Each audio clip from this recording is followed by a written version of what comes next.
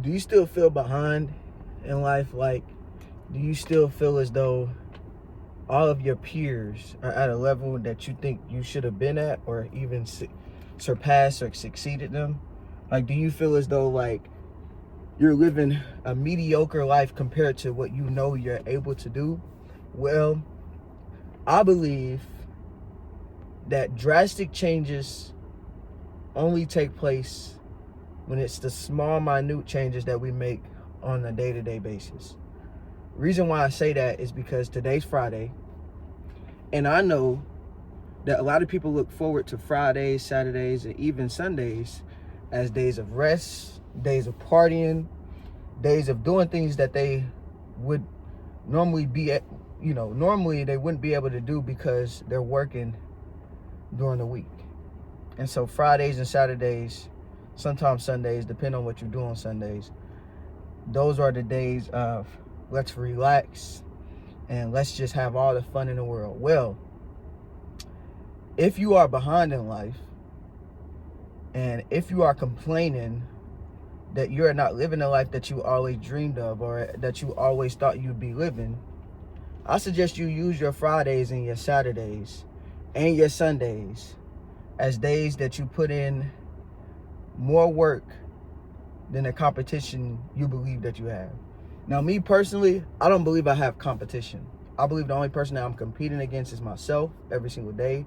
I believe that God has given everybody their own assignment.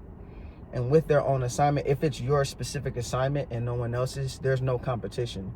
The only competition is you and beating your body into subjection, disciplining yourself every day to fulfill God's calling on your life. But for those who feel as though they do have competition, I highly suggest that when the competition is resting, you're working. When the competition is partying and playing, you're working, right? You're putting in the exponential work. You're putting in the more hours. I've been telling my wife, we talked about this last night.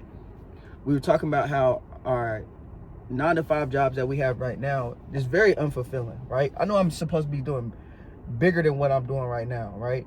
And I know that for my wife as well, and she knows that. But a quote that I've been hearing, his name is Alex Hormanzi.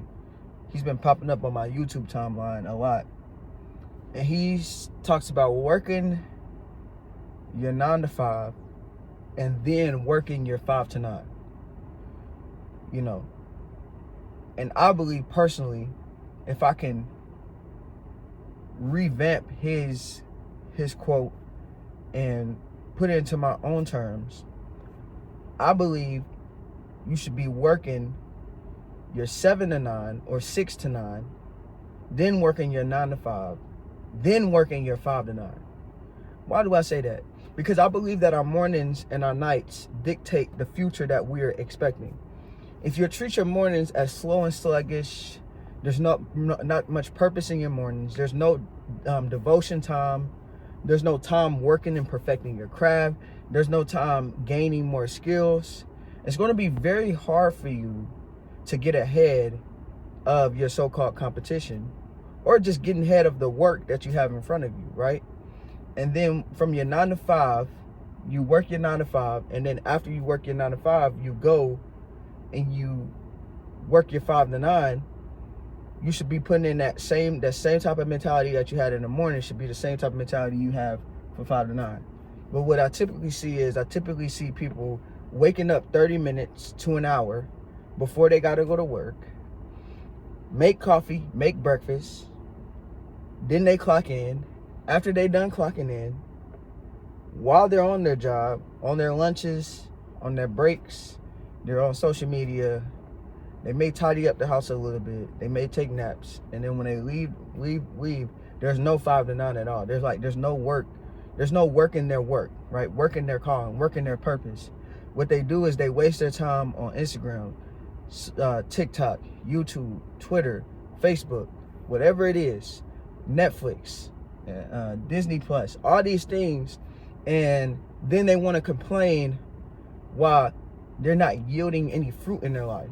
Then they want to be mad at everybody else. Then they want to bring back the childhood trauma or bring back the unforgiveness towards the people that may have hurt them or abused them in time past, and they want to blame them for the results that they're not getting today.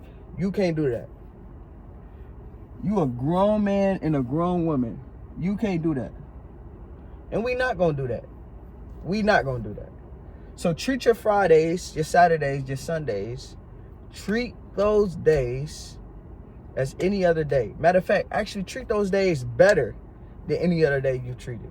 Don't be mediocre when it comes to Fridays and Saturdays. Hey, do you want to go to this party with me? No, bro. No, I don't want to go to the party with you. I don't want to go drink with you. I don't want to go smoke with you. No. Right? I don't want to play the game with you right now. Right? I'm broke. I got to make something shake. Right? I feel unfulfilled. I got to make something shake. Right? Sometimes you're going to have to, and this is the reality. The reality is this. Other than God, nobody's going to love you more than you love yourself. So nobody's going to put respect on your time, on your efforts, on your purpose, on your calling, more than you do for yourself.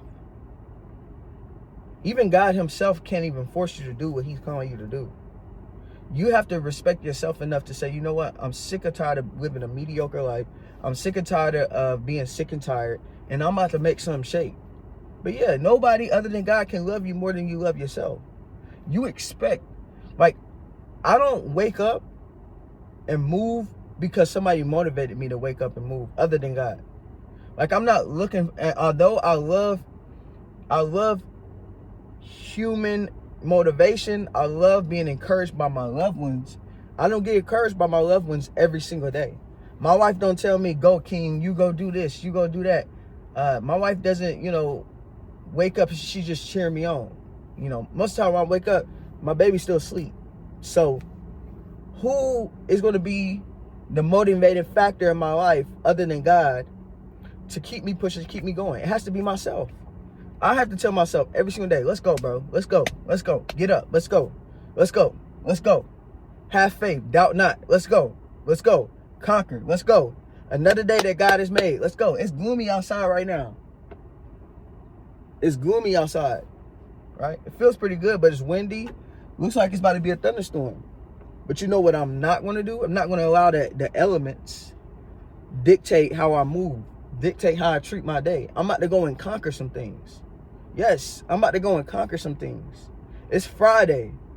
I'm going to take it chill today, prepare for the night. I'm going to get it going tonight, man. We about to turn up, do all this, do all that. No siree, not I, said Sam I am.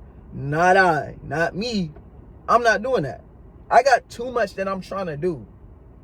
And I never want to get complacent, because complacency is the land of familiarity, that we're all accustomed to. We're all accustomed to being complacent. All of our life we've been mediocre and complacent, right? If we've been waiting for somebody to come and just, here, I'm going to push you to where you need to be. No. If you're not pushing yourself daily, right? Honestly, you're not even going to put yourself in a position for people to encourage you, respectfully. So yeah, man, this is what I want us to do today. Treat our Fridays, our Saturdays, our Sundays as days where we can get it going. Get it going. Question: how have y'all been operating during this week? Have y'all been waking up early? Have y'all been having that daily devotional? Have y'all been working y'all work before y'all vocation? What have y'all been doing? Have y'all still been battling spirit laziness? Listen, I done told y'all, first 3 days of the week, I was unmotivated. I'm turned up right now. So Friday, Saturday, let's get it on, right? Because I knew the lack of motivation wasn't going to last. And especially if I push through, even when I don't feel it, imagine when I do feel it, what I'm going to do. If I don't feel it and I push through, imagine what I'm going to do when I do feel it and I push through. What you think I'm going to accomplish? So yeah, listen. Hey, like, share, comment, subscribe. Yeah, do all that. Check the links in the bio. We got a new website up. We got a link to my new ebook, Out of Your Head into Your Hands. trusting the God who called you. It talks about dealing with and overcoming self-doubt, self-frustration. Stop looking at yourself. Look at the one who's calling you, because it's bigger than you. You know, we just doing things for the Lord, man. Listen, it gets uglier before it gets prettier. So right now, I tell myself that, man, it look ugly, you know. It ain't, you know, the things that I'm putting out and everything, although it's not at high quality as the people that I watch, it's something that God can work with. And if you're not putting something out, how can God work with it? You gotta give something to God to work with, right? Let's do it. Yeah, so I'm encouraged. Hey, God bless y'all and God keep y'all.